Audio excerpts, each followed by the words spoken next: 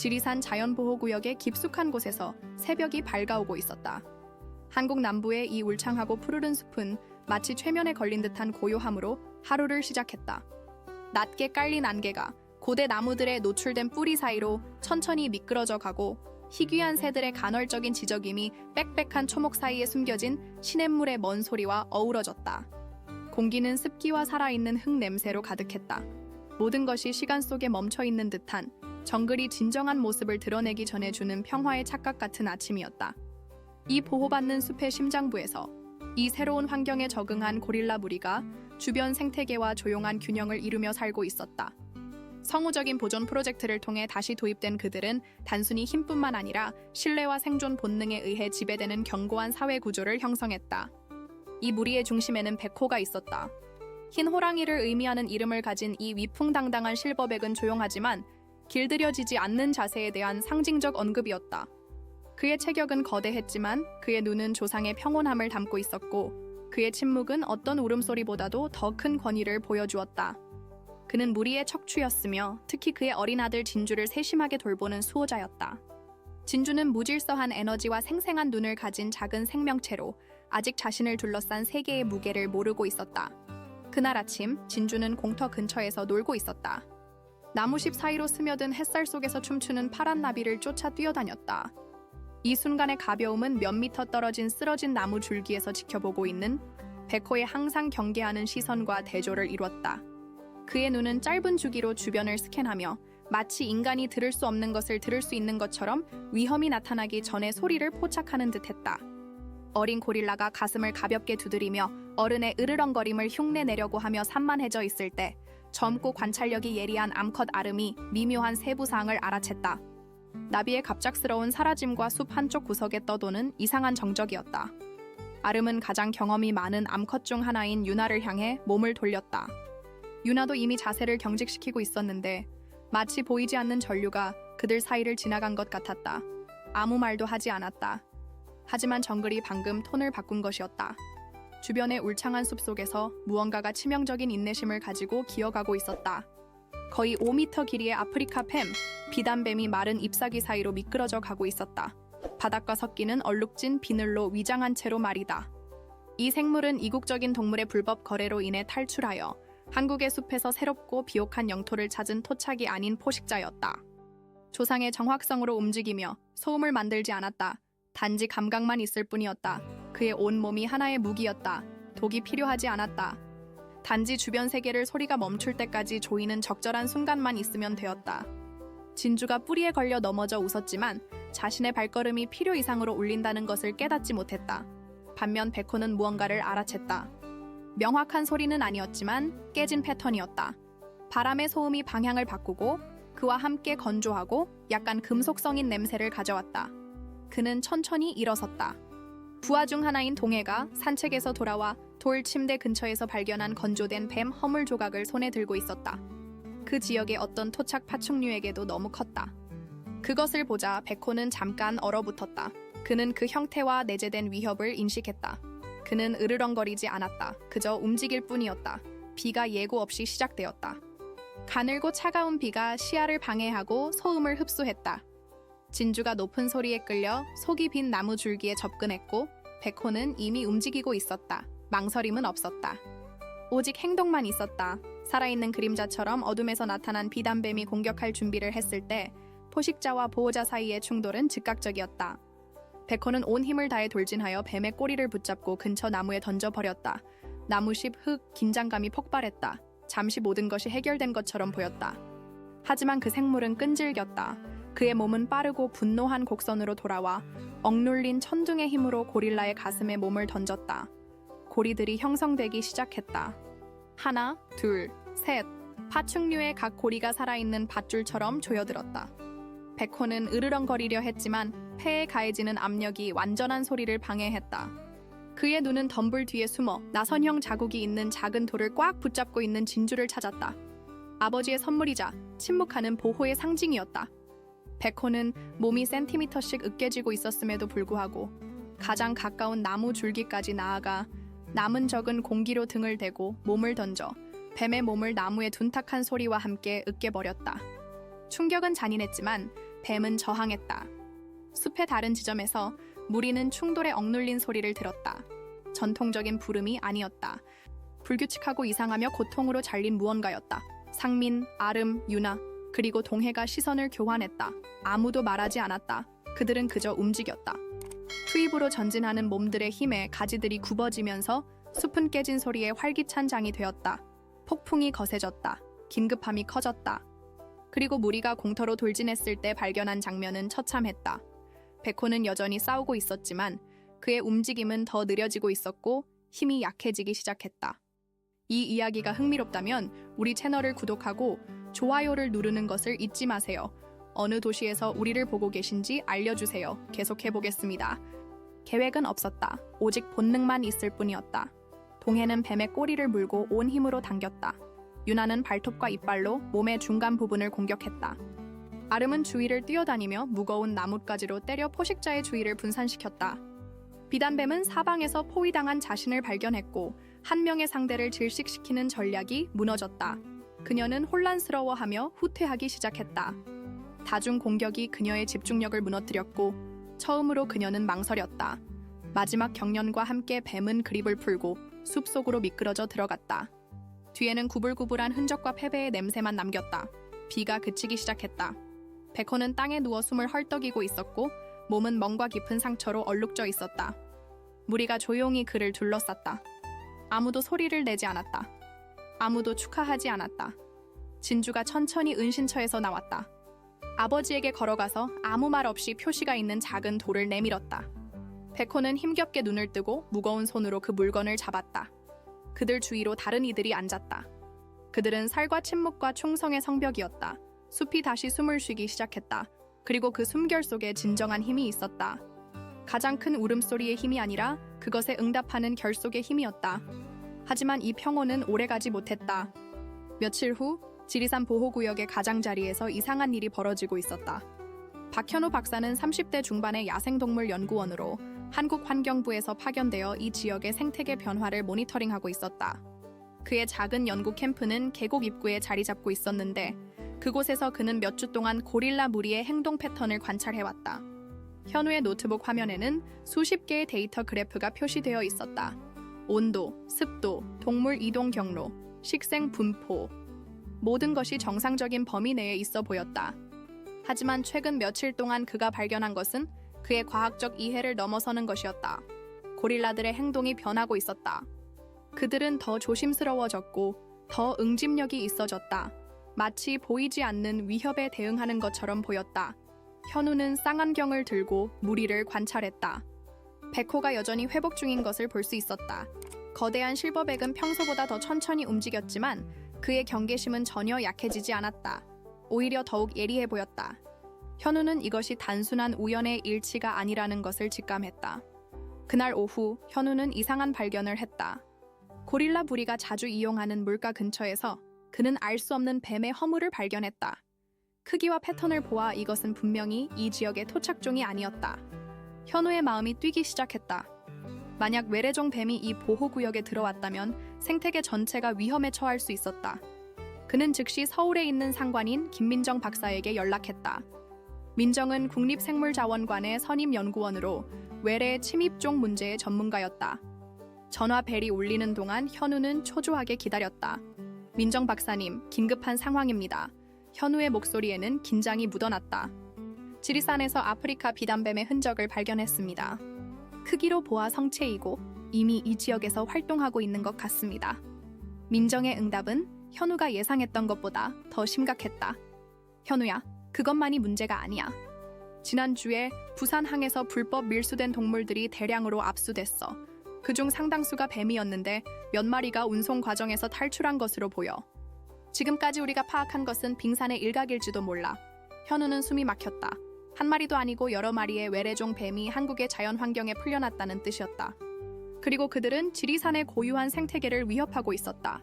특히 보호받고 있는 고릴라 무리에게는 치명적인 위험이었다. 우리가 지금 당장 해야 할 일이 있어요. 현우가 단호하게 말했다. 이 지역을 봉쇄하고 전문 포획팀을 보내야 합니다. 그리고 고릴라들을 일시적으로 안전한 곳으로 이주시켜야 해요. 하지만 민정의 대답은 예상치 못한 것이었다. 현우야, 상황이 그렇게 간단하지 않아. 고릴라 이주에는 몇 달의 준비 기간이 필요해. 그리고 지금은 예산 문제와 행정적 절차 때문에 즉시 대응하기 어려운 상황이야. 일단 더 많은 증거를 수집해줘. 그래야 위에서 움직일 거야. 현우는 분노와 절망감을 느꼈다. 관료주의의 벽 앞에서 무력함을 느끼는 순간이었다. 하지만 그는 포기할 수 없었다. 지난 몇 주 동안 그가 관찰해온 고릴라들, 특히 백호와 진주의 모습이 그의 마음에서 떠나지 않았다. 그들의 가족 같은 유대감, 서로를 보호하려는 본능, 그리고 이제 그들을 위협하는 보이지 않는 위험. 그날 밤 현우는 잠들지 못했다. 텐트 밖에서 들려오는 숲의 소리들이 평소와 다르게 들렸다. 더 조용하고 더 긴장되어 있었다. 마치 자연 자체가 다가오는 위험을 감지하고 있는 것 같았다. 그는 노트북을 켜고 개인적으로 할 수 있는 일들을 찾기 시작했다. 공식적인 도움을 받을 수 없다면 그는 혼자서라도 해야 했다. 새벽이 밝아올 무렵 현우는 결심을 굳혔다. 그는 더 이상 기다리지 않을 것이다. 고릴라들의 생명이 관료주의보다 더 소중했다. 그는 자신만의 방법으로 이들을 보호하기 시작할 것이다. 다음 날 아침, 현우는 일찍 일어나 고릴라 무리를 찾아 숲 깊숙이 들어갔다. 그의 배낭에는 카메라, GPS 장치, 그리고 비상시를 위한 간단한 의료용품이 들어있었다. 공식적인 지원을 받을 수 없다면 그는 적어도 더 많은 증거를 수집하여 상황의 심각성을 입증해야 했다. 숲은 여전히 이상한 긴장감으로 가득했다. 평소라면 새들의 지저귐과 작은 동물들의 움직임으로 활기차던 아침이 오늘은 유난히 조용했다. 현우는 경험이 풍부한 연구원으로서 이런 변화가 무엇을 의미하는지 잘 알고 있었다. 생태계의 균형이 깨지고 있었다. 고릴라 무리가 주로 머무는 계곡에 도착했을 때 현우는 놀라운 광경을 목격했다. 백호가 여전히 회복 중이었지만 무리 전체가 평소보다 더 조직적으로 움직이고 있었다. 유나와 상민이 주변을 경계하며 순찰을 돌고 있었고 아름은 진주를 그 어느 때보다 가까이 지키고 있었다. 마치 그들이 인간보다 먼저 위험을 감지하고 대응하고 있는 것 같았다. 현우가 관찰 지점에서 카메라를 설치하고 있을 때 갑자기 덤불 뒤에서 낯선 소리가 들렸다. 그것은 뱀이 나무잎을 스치는 소리가 아니었다. 인간의 발걸음이었다. 현우는 조심스럽게 몸을 숨기고 소리가 나는 방향을 바라보았다. 숲 사이로 한 명의 여성이 나타났다. 그녀는 30대 초반으로 보였고 전문적인 야외 장비를 착용하고 있었다. 하지만 그녀의 움직임에는 뭔가 다른 목적이 있어 보였다. 관광객도 아니고 일반적인 연구원도 아니었다. 그녀는 무언가를 찾고 있는 것 같았다. 현우는 망설였다. 이 보호구역에 허가 없이 들어온 사람일 수도 있었다. 하지만 혼자서 이런 깊은 숲에 들어올 정도라면 상당한 경험이 있는 사람일 것이었다. 그는 조심스럽게 그녀에게 접근하기로 결정했다. 실례합니다. 현우가 조용히 말했다. 이곳은 보호구역인데 허가서를 가지고 계신가요? 여성이 놀라며 돌아섰다. 그녀의 얼굴에는 순간적인 경계심이 스쳤지만 곧 안도의 표정으로 바뀌었다. 아, 연구원이시군요. 저는 최지은입니다. 야생동물 보호단체에서 왔어요. 지은은 배낭에서 신분증을 꺼내 보여주었다. 그녀는 아시아 야생동물 보호연맹의 현장 조사원이었다. 현우는 그 단체를 알고 있었다. 국제적으로 인정받는 비영리 기구였다. 여기서 뭘 하고 계세요? 현우가 물었다. 불법 동물 밀수와 관련된 조사를 하고 있어요. 지은의 목소리에는 진지함이 묻어났다. 최근 부산에서 압수된 동물들 중 일부가 이 지역으로 유입되었을 가능성이 있다는 정보를 받았거든요. 특히 대형 뱀들이요. 현우의 눈이 번쩍 뜨였다. 비단뱀 말씀이시죠? 저도 며칠 전에 이 지역에서 허물을 발견했어요. 두 사람은 서로를 바라보며 같은 생각을 했다. 우연의 일치치고는 너무 완벽했다. 그들은 각자 다른 경로로 같은 문제에 도달한 것이었다. 저와 함께 오시겠어요? 현우가 제안했다. 제가 발견한 증거들을 보여드릴게요. 그리고 이 지역의 고릴라 무리에 대해서도 알아야 할 것들이 있어요. 지은은 고개를 끄덕였다. 그들은 함께 현우의 관찰 지점으로 향했다. 가는 길에 현우는 지난 며칠 동안의 발견들을 지은에게 설명했다. 백호와 비단뱀의 싸움 흔적, 무리의 행동 변화, 그리고 정부 기관의 소극적인 반응까지. 정말 답답한 일이에요. 지은이 말했다. 저희 단체에서도 비슷한 문제를 겪고 있어요. 증거는 명백한데 행정적인 절차 때문에 즉각적인 조치를 취하기 어려워요. 관찰 지점에 도착한 후 현우는 지은에게 고릴라 무리를 보여주었다. 쌍안경을 통해 지은은 백호의 상처와 무리의 긴장된 모습을 확인할 수 있었다. 그녀의 표정이 점점 심각해졌다. 저 상처들, 정말 뱀에게 당한 거예요? 지은이 물었다. 네, 확실해요. 제가 직접 목격한 건 아니지만 흔적들을 보면 분명히 대형 비단뱀의 소행이에요. 지은은 잠시 생각에 잠겼다. 그리고 나서 배낭에서 노트북을 꺼내더니 현우에게 보여주었다. 화면에는 최근 몇 달 동안 아시아 전역에서 발생한 불법 동물 거래 사건들의 지도가 표시되어 있었다. 보세요. 지은이 화면을 가리켰다. 이것들은 모두 연결되어 있어요. 베트남에서 시작된 밀수 루트가 중국을 거쳐 한국으로 들어오는 패턴이에요. 부산은 그들의 주요 거점 중 하나고요. 현우는 화면을 자세히 들여다보았다. 놀랍게도 지리산 주변에도 여러 개의 표시가 있었다. 지은이 계속 설명했다. 문제는 단순히 몇 마리의 뱀이 탈출한 게 아니라는 거예요. 이들은 의도적으로 이 지역을 선택했을 가능성이 높아요. 지리산의 기후와 환경이 그들이 원래 살던 곳과 비슷하거든요. 그럼 더 많은 뱀들이 있다는 뜻인가요? 현우가 긴장한 목소리로 물었다. 그럴 가능성이 매우 높아요. 그리고 시간이 지날수록 상황은 더 심각해질 거예요. 번식이 시작되면 걷잡을 수 없게 될 테니까요. 갑자기 숲에서 이상한 소리가 들렸다. 고릴라들의 경고음이었다. 현우와 지은은 서로를 바라보며 긴장했다. 무언가가 또 일어나고 있었다. 쌍앙형으로 확인해보니 무리 전체가 한 방향으로 시선을 고정하고 있었다. 백호도 아직 완전히 회복되지 않은 몸으로 일어나 경계 자세를 취했다. 진주는 아름 뒤에 꽁꽁 숨어 있었다. 저기요. 지은이 다른 방향을 가리켰다. 저쪽에서 뭔가 움직이고 있어요. 현우가 쌍안경의 방향을 바꾸어 확인했다. 약 50m 떨어진 곳에서 큰 그림자가 나뭇가지 사이로 스며들고 있었다. 처음에는 나뭇가지인 줄 알았지만 그것은 분명히 살아있는 것이었다. 그리고 고릴라들을 향해 천천히 접근하고 있었다. 또 다른 비단뱀이에요. 현우가 숨을 죽이며 말했다. 그런데 이번 건 더 커 보여요. 지은은 즉시 자신의 장비를 확인했다. 그녀의 배낭에는 현우가 예상하지 못한 물건들이 들어있었다. 마취총과 포획용 도구들이었다. 우리가 직접 나서야 할 것 같아요. 지은이 단호하게 말했다. 공식적인 도움을 기다릴 시간이 없어요. 잠깐만요. 현우가 지은의 팔을 붙잡았다. 마취총이요? 당신 정체가 뭐예요? 지은은 잠시 망설였다. 그녀의 눈에는 현우를 신뢰해야 할지 고민하는 기색이 역력했다. 저는 단순한 조사원이 아니에요. 아시아 야생동물 보호연맹의 특수대응팀 소속이에요. 불법 동물 거래와 관련된 위험한 상황에 직접 대처하는 일을 해요. 현우는 놀라움을 감추지 못했다.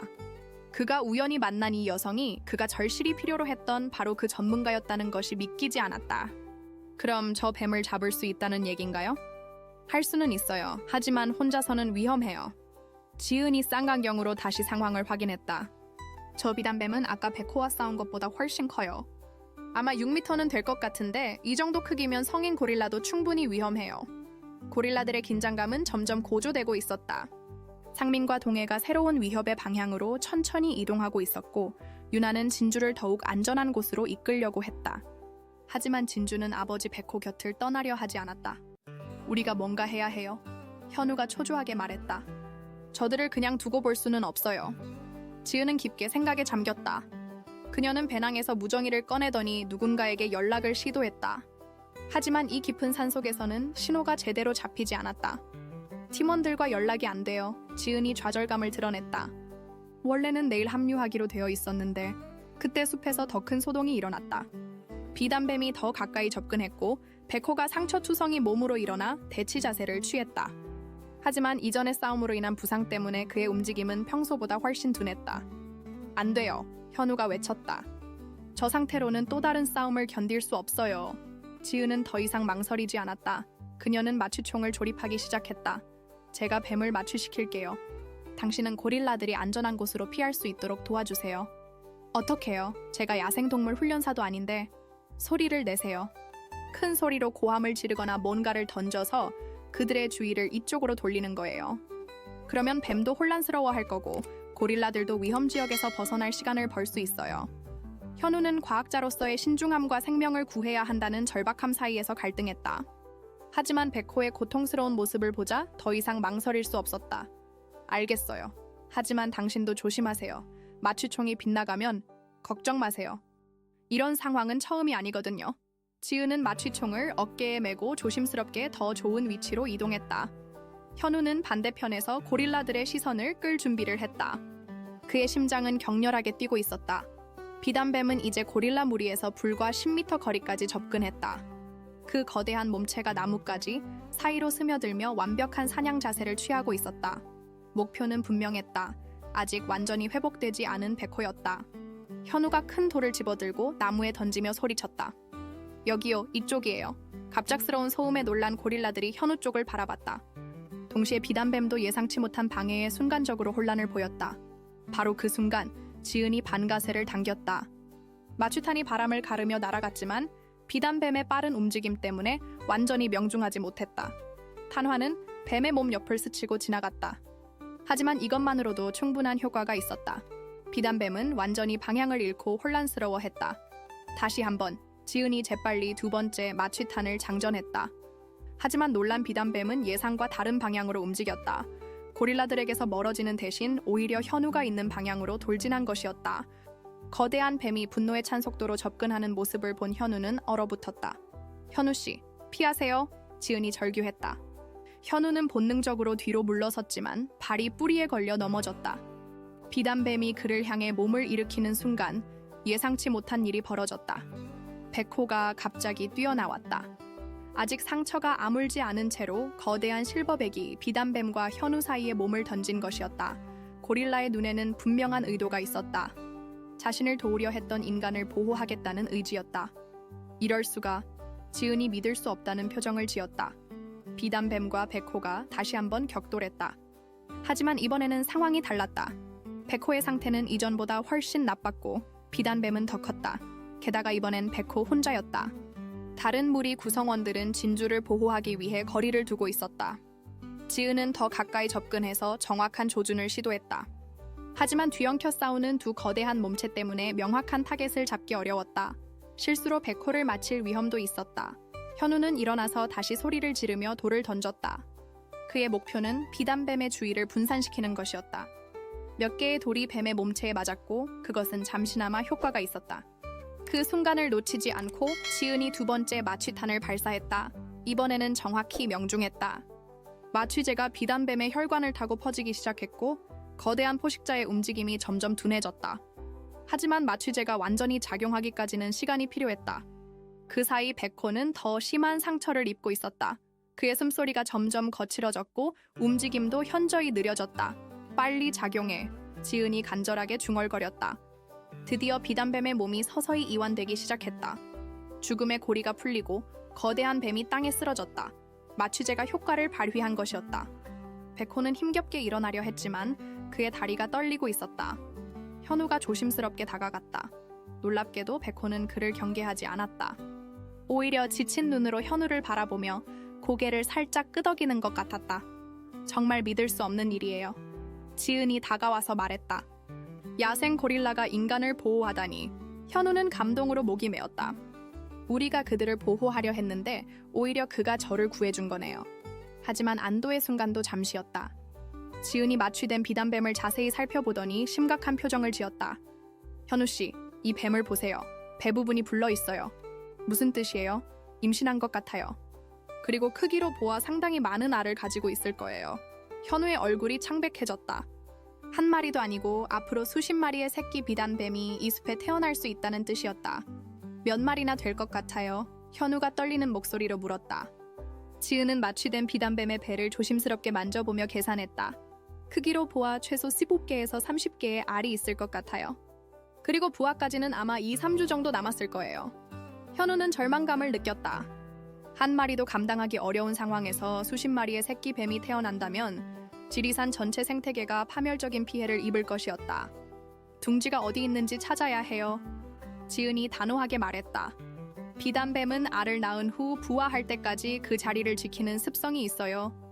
어미가 둥지에서 너무 멀리 떨어져 있지 않을 거예요. 그들은 마취된 뱀을 안전하게 묶어둔 후 흔적을 따라 둥지를 찾기 시작했다. 백호는 여전히 힘들어하고 있었지만 무리와 함께 안전한 거리를 유지하며 그들의 움직임을 지켜보고 있었다. 수색을 시작한 지 1시간 후 그들은 계곡 아래쪽의 바위 틈새에서 이상한 발견을 했다. 땅이 인위적으로 파헤쳐진 흔적과 함께 여러 개의 뱀 허물이 흩어져 있었다. 여기에요. 지은이 무릎을 꿇고 자세히 살펴봤다. 하지만 이상해요. 허물의 크기가 제각각이에요. 마치 여러 종류의 뱀이 이곳을 지나간 것 같아요. 현우가 GPS로 좌표를 기록하는 동안 지은은 주변을 더 살펴봤다. 그리고 나서 그녀의 얼굴이 급격히 굳어졌다. 현우 씨, 이것 좀 보세요. 지은이 가리킨 곳에는 작은 금속 상자가 반쯤 땅에 묻혀 있었다. 상자를 조심스럽게 파내자 그 안에서 놀라운 것들이 발견되었다. 소형 GPS 추적기, 온도계, 그리고 한글과 영어로 쓰인 관찰 기록지들이었다. 이건 누군가가 의도적으로 이곳에 뱀들을 방치한 거예요. 지은이 기록지를 읽으며 분노에 찬 목소리로 말했다. 실험이었어요. 외래종이 한국 환경에서 어떻게 적응하는지 관찰하는. 현우는 기록지를 들여다봤다. 날짜를 보니 3개월 전부터 시작된 기록이었다. 천, 먹이 섭취량, 행동 패턴, 모든 것이 세밀하게 기록되어 있었다. 누가 이런 끔찍한 일을, 현우가 말을 잇지 못했다. 지은은 휴대폰으로 기록지들을 촬영했다. 이건 단순한 밀수나 탈출 사고가 아니에요. 계획적인 생태계 파괴 실험이에요. 그리고 이 기록지의 서명을 보세요. 현우가 기록지 하단을 자세히 보니 희미하지만 읽을 수 있는 서명이 있었다. Dr. Park 민석이라고 적혀 있었다. 박민석, 어디선가 들어본 이름인데 현우가 고개를 갸웃거렸다. 지은이 스마트폰으로 빠르게 검색했다. 있어요. 박민석 박사. 전직 국립생물자원관 연구원이었는데 2년 전에 연구 윤리 위반으로 해임되었네요. 무허가 동물 실험과 데이터 조작 혐의였어요. 현우의 얼굴이 창백해졌다. 그럼 이 모든 일이 복수를 위한? 그럴 가능성이 높아요. 자신을 해임시킨 기관과 정부에 대한 보복으로 생태계를 파괴하는 거죠. 갑자기 지은의 무정의에서 신호음이 들렸다. 산 아래로 내려와서 신호가 잡힌 것이었다. 그녀는 급히 본부에 연락했다. 여기는 현장팀 지은입니다. 긴급 상황 보고드립니다. 지리산에서 계획적인 생태계 파괴 시도를 발견했습니다. 주범으로 추정되는 인물은 전직 국립생물자원관의 박민석 박사이고, 하지만 통화는 갑자기 끊어졌다. 무정의에서 이상한 잡음만 들릴 뿐이었다. 이상해요. 방금까지 신호가 잘 잡혔는데 지은이 무정의를 다시 조작해봤지만 소용없었다. 그때 숲 위쪽에서 헬리콥터 소리가 들려왔다. 현우와 지은은 서로를 바라보며 안도했다. 드디어 지원팀이 온 것이라고 생각했다. 하지만 헬리콥터는 그들이 있는 곳에 착륙하지 않고 계속 맴돌기만 했다. 그리고 나서 확성기를 통해 목소리가 들렸다. 아래에 있는 두 분, 즉시 그 자리를 떠나십시오. 이곳은 위험 지역으로 설정되었습니다. 정부 공식 대응팀이 곧 도착할 예정입니다. 지은이 의아해했다. 이상해요. 제가 연락한 팀이라면 제 신호를 알아볼 텐데. 현우가 쌍안경으로 헬리콥터를 자세히 관찰했다. 저기 표시를 보세요. 정부기관이 아니라 사설업체 헬기예요. 둘의 얼굴이 동시에 굳어졌다. 뭔가 잘못되고 있었다. 헬리콥터에서 밧줄이 내려오고 완전 무장한 인원들이 하강하기 시작했다. 그들의 움직임은 구조대가 아니라 오히려 제압팀에 가까웠다.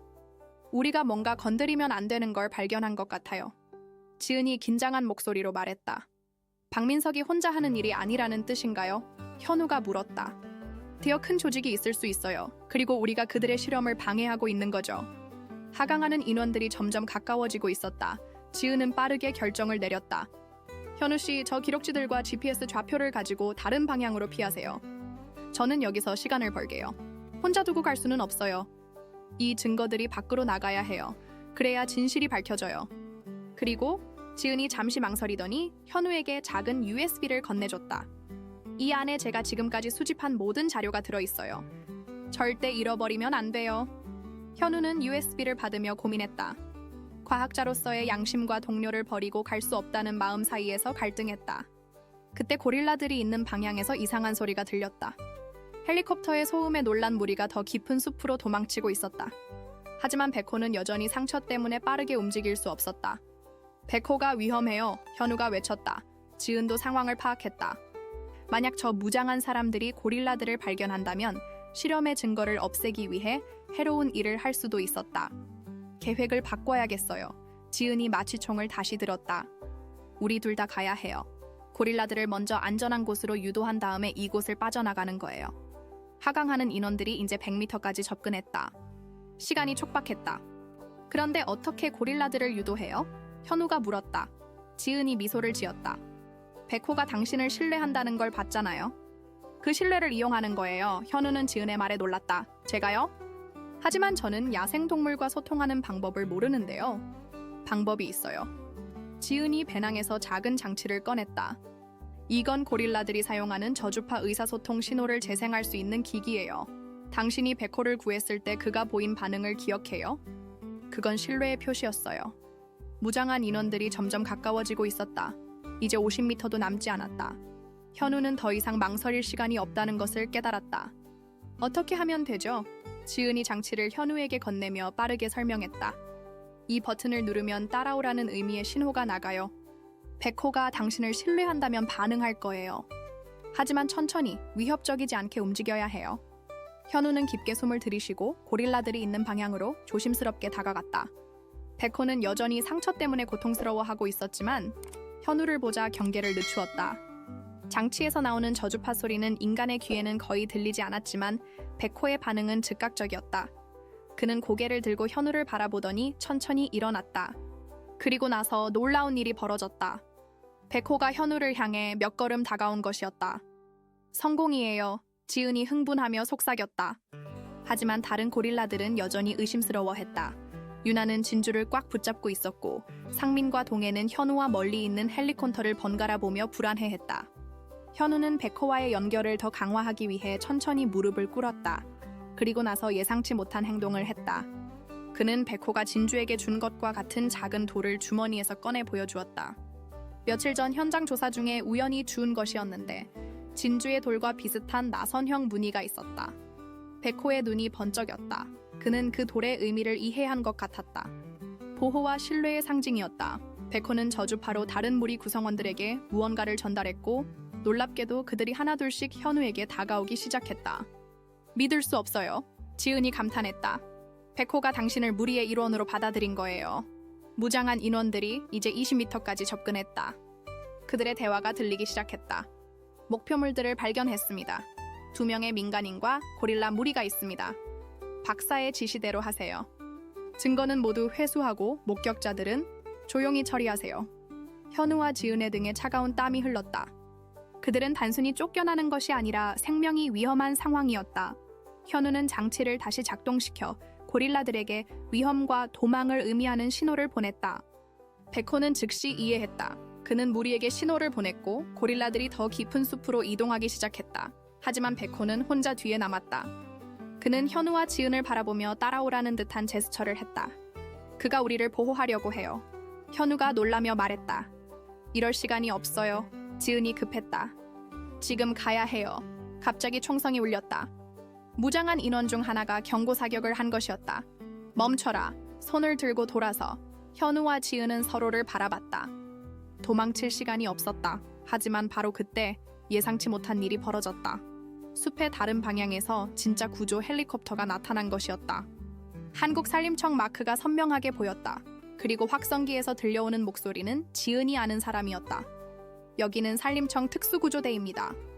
아래 무장한 인원들은 즉시 무기를 내려놓고 손을 들어주십시오.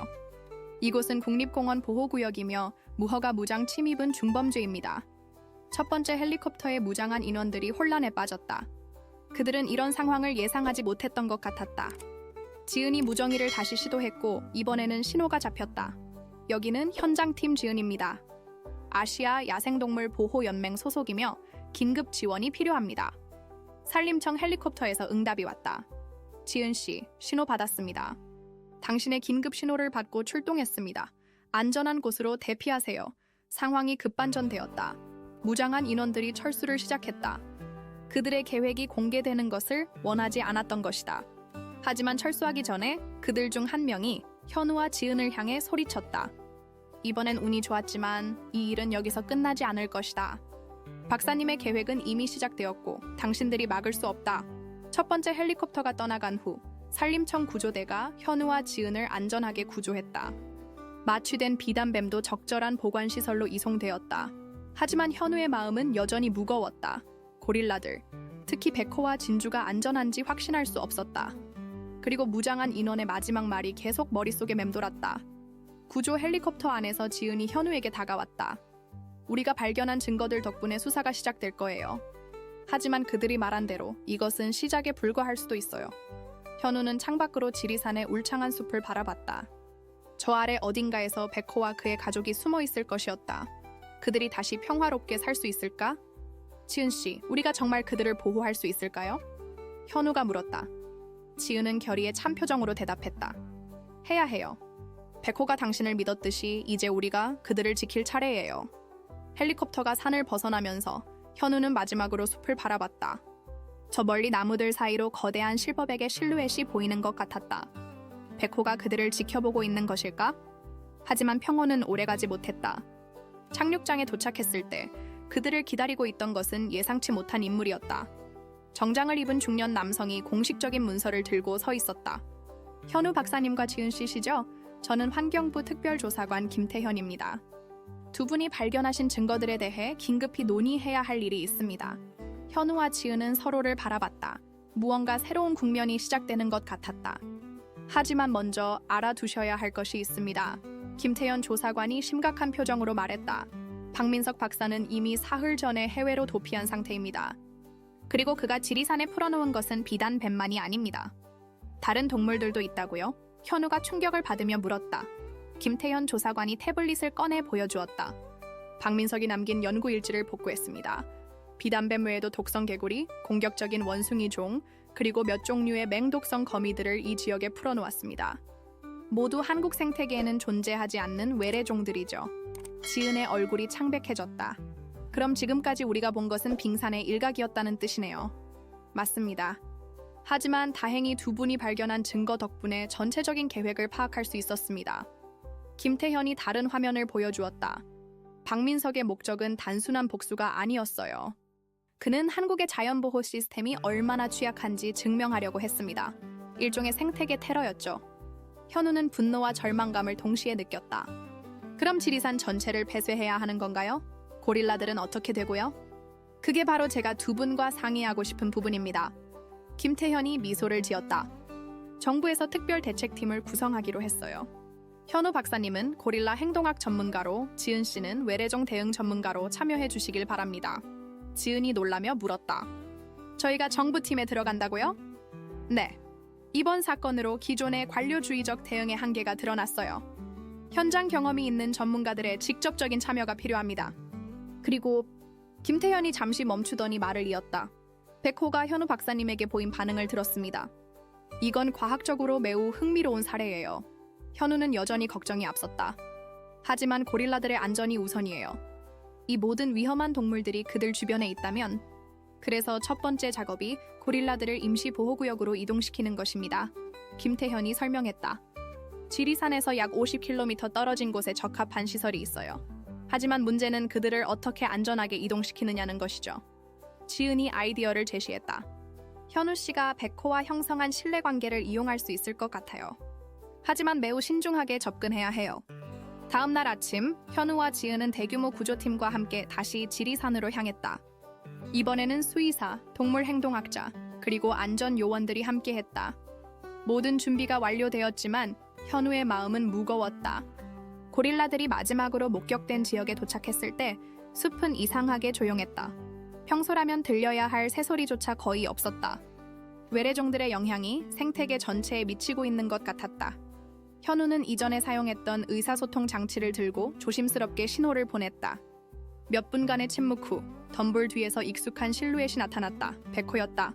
하지만 그의 모습은 며칠 전과 달랐다.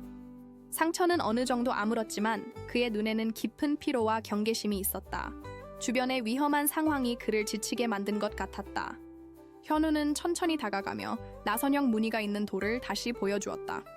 백호는 그를 인식했지만 이번에는 쉽게 다가오지 않았다. 뒤에서 다른 인간들의 존재를 느끼고 있었던 것이다. 시간을 좀 더 주세요. 현우가 팀에게 말했다. 그가 우리를 신뢰할 때까지 기다려야 해요. 1시간 정도 지나서 백호가 조금씩 가까워지기 시작했다. 그리고 나서 놀라운 일이 벌어졌다. 진주가 나무 뒤에서 조심스럽게 고개를 내밀었다. 어린 고릴라는 현우를 기억하고 있었고 아버지보다 먼저 다가왔다. 진주가 현우에게 다가오자 백호도 경계를 누그러뜨렸다. 그는 현우가 자신의 가족에게 해를 끼치지 않을 것이라는 확신을 가진 것 같았다. 이동 과정은 예상보다 순조로웠다. 백호가 무리를 이끌고 현우를 따라 천천히 이동했다. 다른 고릴라들도 백호의 신뢰를 보고 함께 움직였다. 마치 현우가 정말로 무리의 일원이 된 것 같았다. 새로운 보호구역에 도착했을 때 현우는 안도감과 함께 묘한 아쉬움을 느꼈다. 백호와 맺었던 특별한 유대가 이제 끝나는 것 같았다. 하지만 백호는 새로운 환경을 둘러본 후 현우에게 다가와 그의 손에 작은 나뭇가지를 올려놓았다. 그 가지에는 자연스럽게 생긴 나선형 무늬가 있었다. 이것은 백호가 현우에게 주는 선물이자 지속되는 신뢰의 상징이었다. 몇 주 후 지리산의 외래종 제거 작업이 본격적으로 시작되었다. 현우와 지은이 이끄는 팀은 박민석이 풀어놓은 모든 위험한 동물들을 하나씩 찾아 안전하게 포획했다. 쉽지 않은 작업이었지만 그들은 포기하지 않았다. 그리고 6개월 후 놀라운 소식이 들려왔다. 박민석이 해외에서 체포된 것이었다. 국제수사 협력을 통해 그의 은신처가 발각되었고 한국으로 송환되어 재판을 받게 되었다. 재판에서 박민석은 자신의 행동을 정당화하려 했지만 현우와 지은이 제출한 증거들 앞에서는 변명할 여지가 없었다. 그는 생태계 파괴, 동물 학대, 그리고 공공안전 위해 등의 죄목으로 중형을 선고받았다. 1년 후 현우는 다시 새로운 보호구역을 찾았다. 그곳에서 백호와 그의 가족은 평화롭게 살고 있었다. 진주는 훨씬 자란 모습이었고 무리에는 새로운 구성원들도 추가되어 있었다. 현우가 관찰 지점에서 그들을 바라보고 있을 때 백호가 그를 발견했다. 거대한 실버백은 현우를 보더니 천천히 고개를 끄덕였다. 그리고 나서 진주를 데리고 현우가 있는 방향으로 몇 걸음 다가왔다. 현우는 주머니에서 백호가 준 나뭇가지를 꺼냈다.